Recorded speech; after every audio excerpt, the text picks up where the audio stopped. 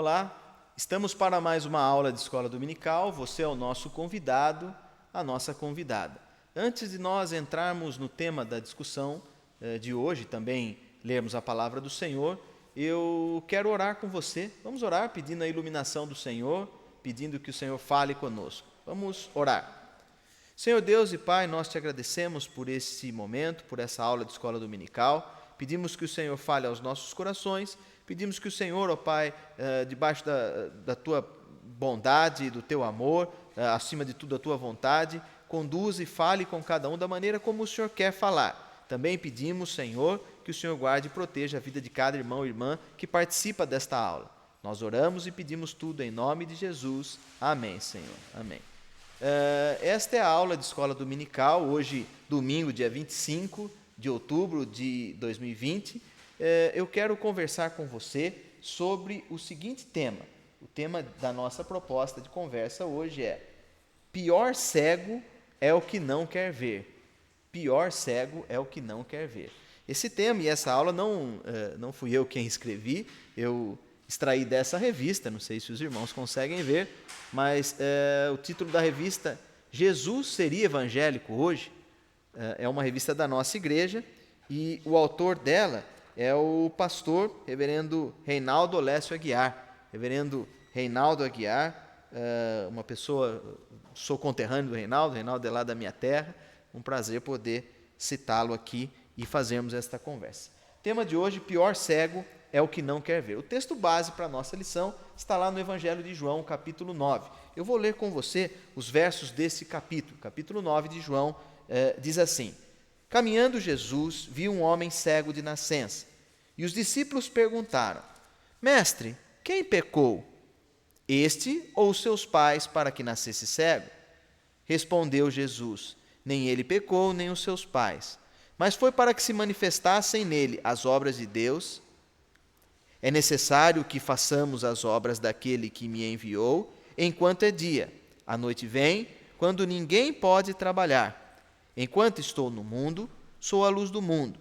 Dito isto, cuspiu na terra e, tendo feito um lodo com a saliva, aplicou-o aos olhos do cego, dizendo-lhe: Vai, lava-te no tanque de Siloé, que quer dizer enviado.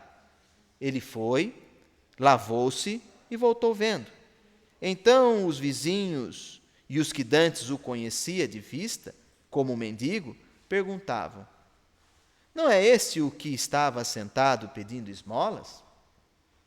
Uns diziam: É ele. Outros: Não, mas se parece com ele. Ele mesmo, porém, dizia: Sou eu. Perguntaram-lhe, pois: Como foram abertos os olhos? Respondeu ele: Um homem chamado Jesus fez lodo, untou-me os olhos e disse-me: Vai ao tanque de Siloé e lava-te. Então fui, lavei-me e estou vendo. Disseram-lhe, pois: Onde está ele? Respondeu: Não sei. Nós lemos aqui os 12 primeiros versículos desse capítulo, mas eu indicaria para você ir na sua casa, leia até o versículo 34, você vai ver o desenrolar desse milagre de Jesus. Quando os fariseus, os religiosos daquele tempo, começam a criticar o nosso Senhor porque ele havia libertado um homem no sábado. E aí eles queriam de qualquer jeito pegar o Senhor Jesus, questionaram os pais do cego, questionaram o próprio cego, e gerou ali um desconforto com os religiosos. Mais uma vez, o Senhor Jesus tendo um embate com os religiosos do seu tempo. Tema da nossa conversa: o pior cego é aquele que não quer ver. Eu queria também destacar, o professor Reinaldo Aguiar deixou aqui também um texto, um versículo especificamente, para nós pensarmos também. O versículo 39 do capítulo 9 de João. Diz assim: Prosseguiu Jesus: Eu vim a esse mundo para juízo, a fim de que os que não veem, vejam, e os que veem se tornem cegos.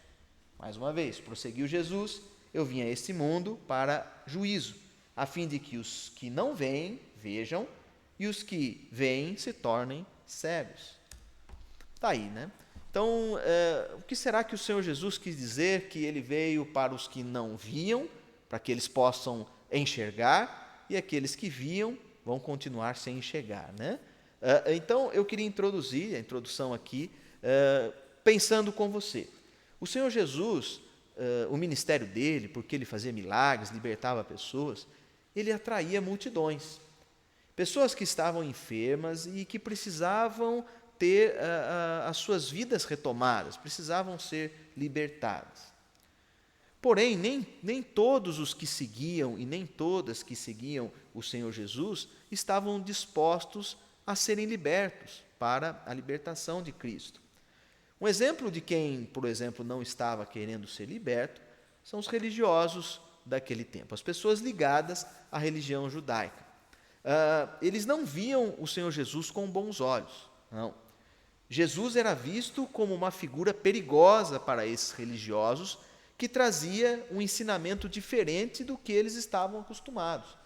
Então, por isso aqui, se você continuar lendo lá do versículo 13 até o versículo 34, os religiosos vão ter um conflito muito grande, porque eles não criam na palavra de Jesus, eles não acreditavam no Senhor Jesus, e também porque Jesus, segundo os religiosos, infringiram uma lei que era a lei do descanso no sábado. Então, pelo fato do Senhor Jesus ter curado este cego ao sábado, isso trouxe problemas e perseguição desses religiosos. Por isso eles viam o Senhor Jesus como uma ameaça.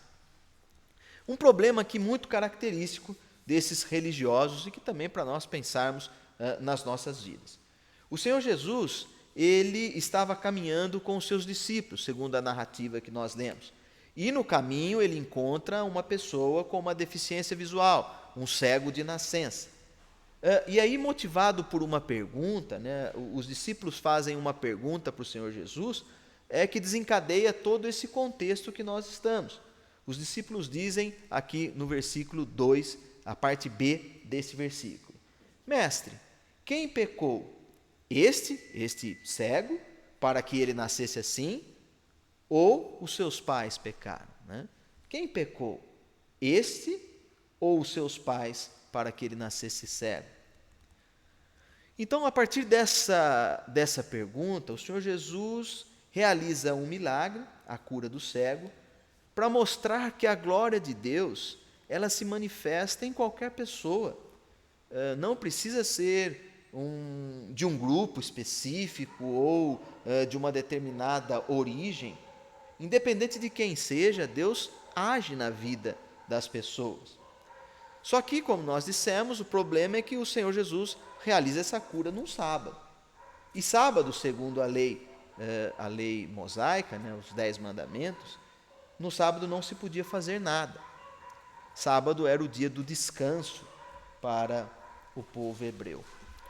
Vamos pensar ainda mais nesses religiosos. Os religiosos.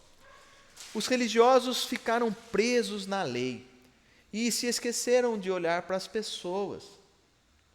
As causas passam a ser mais importantes do que as pessoas.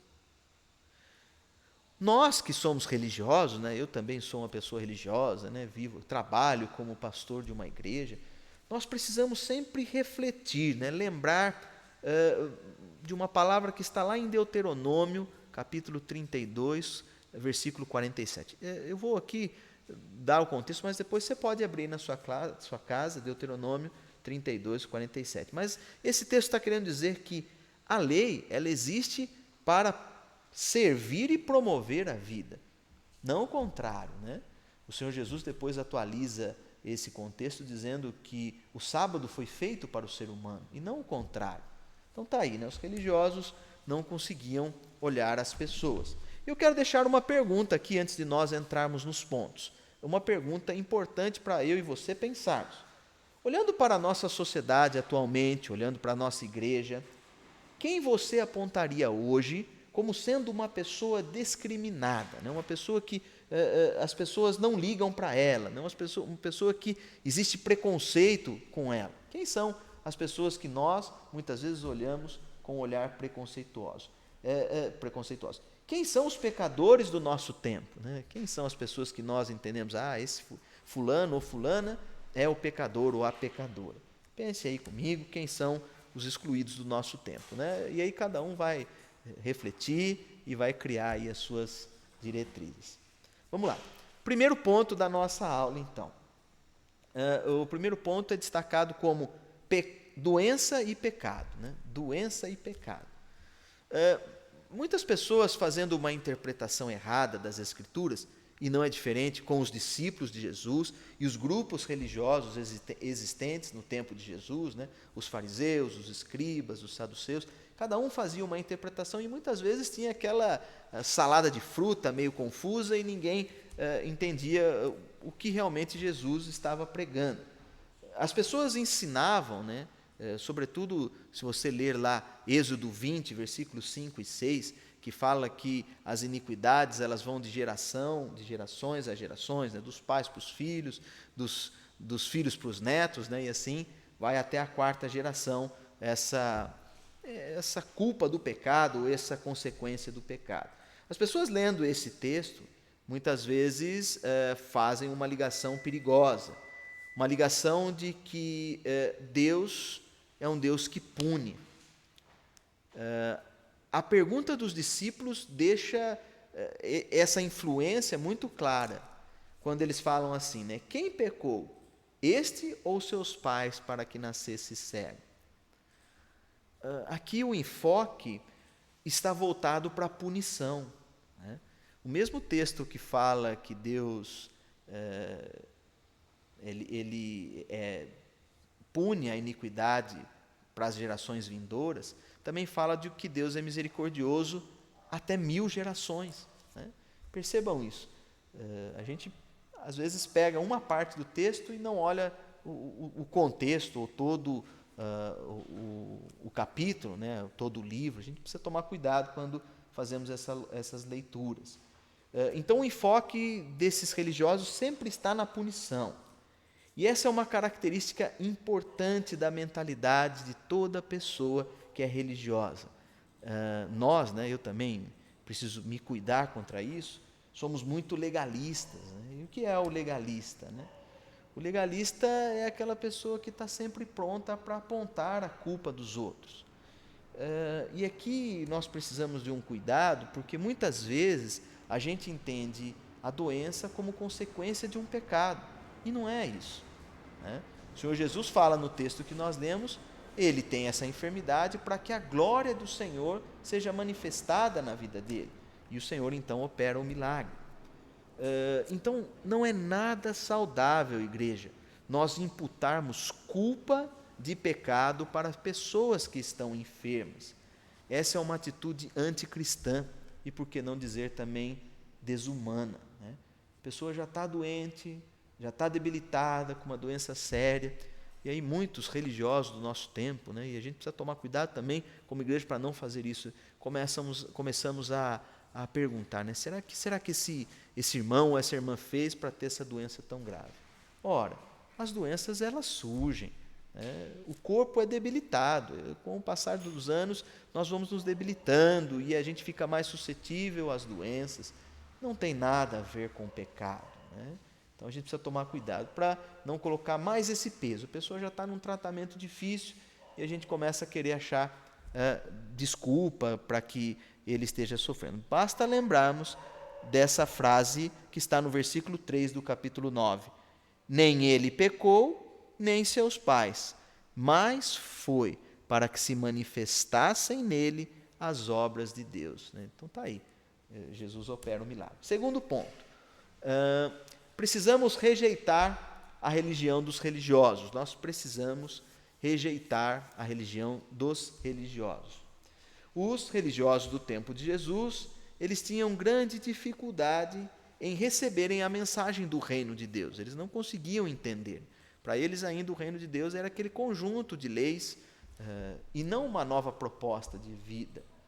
Eles não foram capazes de entender que Jesus valoriza o ser, a pessoa, independente do seu estado físico, mental ou social. Deus quer transformar a vida. Ou, nas palavras do próprio Jesus, lá em Lucas, capítulo 5, versículo 37, nós temos, né? Essas pessoas estão como aquele odres velho que não suporta o vinho novo. Não está aí, né? Nós precisamos a rejeição da religião dos religiosos. Os religiosos, eles não estavam abertos para a novidade do Evangelho, a novidade de Cristo. E muitas vezes nós também somos assim, né? Às vezes o Senhor propõe um novo e eu fico ali remoendo, não, acho que não é assim. Preciso estar atento para esse novo de Deus. E muitas vezes, né, essa religiosidade, ela fica sem sentido. Nós vivemos muitas vezes ações, atitudes que não condizem com aquilo que nós pregamos. Então a gente precisa tomar cuidado. A gente fala a paz do Senhor para o irmão querido, mas na verdade a gente quer às vezes criar um conflito, ter um outro problema. Então nós precisamos tomar muito cuidado, precisamos viver isso em espírito, em verdade, com sinceridade de coração. Terceiro e último ponto da nossa conversa: Jesus e o valor da pessoa, né? A gente fica percebendo muito claro nesse texto que nós lemos o quanto Jesus valoriza as pessoas. A ação de Jesus consiste em restituir àquela pessoa que estava cega a sua dignidade. Jesus quer isso, ele quer devolver a dignidade para as pessoas. Sendo alguém já estigmatizada pela junção do pecado, da doença, né? Uma pessoa que está doente ainda foi imputada como um pecador, a cura significava a superação daquela segregação que havia sido imposta para aquela pessoa enferma desde a sua infância, né? Então, isso é importante. Agora, a partir da ação de Jesus, aquele homem já não era mais um excluído, ele passa a enxergar e fazer parte dos seguidores e seguidoras de Cristo.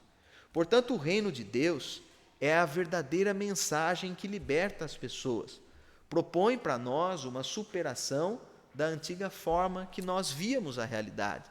Geralmente aquela realidade da exclusão, né? A realidade de acharmos que a doença ou o problema que o irmão está vivendo é consequência do pecado. Então,